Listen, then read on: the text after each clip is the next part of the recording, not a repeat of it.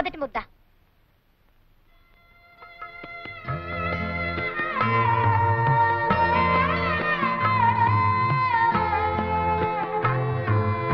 బాబు ఇట్లా రండి. మీరు అన్నం తింటలేదే, తెచ్చుకోలేదా? మా ఇంటికాడ అన్నం లేదండి పంతులు గారు. మా నాన్న డబ్బులుంటే తాగేస్తాడు. మా అమ్మ చచ్చిపోయిందండి పంతులు గారు. మా అయ్యకేమో జ్వరం, తినటానికి ఏం ఉండదు. నాకు ఆకలేస్తుంది పంతులు గారు. నాకు ఆకలేస్తుంది పంతులు గారు.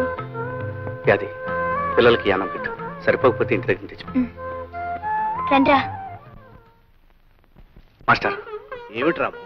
పిల్లలు చదువుకోవాలంటే వాళ్ళకి తిండి కావాలి. ఆకలి మంటతో ఆహారం నేర్చుకుంటారు చెప్పండి. ప్రభుత్వం పిల్లల కోసం మధ్యాహ్నం మోజాలకు మిడ్ డే మీల్స్ గ్రాంట్స్ ఇస్తారుగా, ఆ గ్రాంట్స్ మన స్కూల్కి వచ్చేట్టు చేయాలి. పిచ్చివాడ, ఈ స్కూల్కి ఆ గ్రాంట్స్ లేవనుకున్నావా? ఉన్నాయా? మరి ఆ డబ్బు ఏమవుతుంది? ఏమవుతుంది బాబు, అదంతా సర్పంచ్ రాఘవయ్య గారికే తెలియాలి.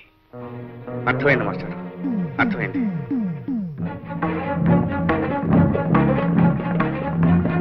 అరే ఏమిటా ఇలా వచ్చా? మీ నాన్నగారితో మాట్లాడడానికి వచ్చాను. అలాగా, పిలుస్తాను, కూర్చో. బంగారం లాంటి భోజనం పెట్టావయ్యా. ఓహో, రాము గారా? ఆహా, అంటయ్యా బళ్ళు పిల్లలకి పాఠాలు చెప్పుకునే వాళ్ళకి మనతో పని అంటయ్యా. పిల్లలకి పాఠాలు చెప్పడం ఒక్కటే నా పని కాదు, వాళ్ళ కడుపులో ఆకలి, కళ్లల్లో వేదన గురించి ఆలోచించే బాధ్యత కూడా నాకుంది. రాఘవయ్య గారు, పిల్లల మధ్యాహ్నం భోజనాలకి ప్రభుత్వం వారు గ్రాంట్ చేసిన డబ్బు ఏమైంది? బొంతగా ఎత్తుపోయిందిరా. What you do, what you do అని నువ్వు ప్రశ్న అడిగితే నేను సమాధానం చెప్పాలా? ఒరేయ్, నా చేత అర్జెంట్ అవుతారో ఎత్తించకు. Get out. మీరు గెట్ అవుట్ అన్నంత తేలిగ్గా షటప్ అని నేను అనగలను. అలా అనకపోవడం నా సంస్కారం. రాము, మజ్జిగ. మజ్జిగ ఏంటి? గూడుల్లో మనిషి ఇట్ల రాఘవయ్య గారు వరండాలోకి రావడంలో పెద్ద తప్పు. పైగా ఆయన కంటి ముందు ఇంటి గ్లాస్తో నువ్వు ఇచ్చే మాత్రం మజ్జిగ తాగడానికి వాడికి ఎన్ని వేల గుండ్లు ఉండాలి? వెంటయ్య, ఈ రాఘవ ఇంకా బతికే ఉన్నాడయ్యా, చచ్చి సమాధి కాలేదు. నువ్వు లోపలికి తీసుకెళ్ళి మజ్జిగ.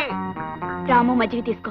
ఏమాయ్, నీకు మజ్జిగ ఇద్దిగా లేదా? రాఘవయ్య ఏ అడ్డు సొట్టు లేదా అమ్మాయికి? వెంటయ్య, వాడు ఇక్కడ మజ్జిగ తాగాడంటే నేను వాడు రక్తం కదా చూస్తాను. వెళ్ళు లోపలికి. రాము, నేను ఇస్తున్నాను, మజ్జిగ తీసుకో.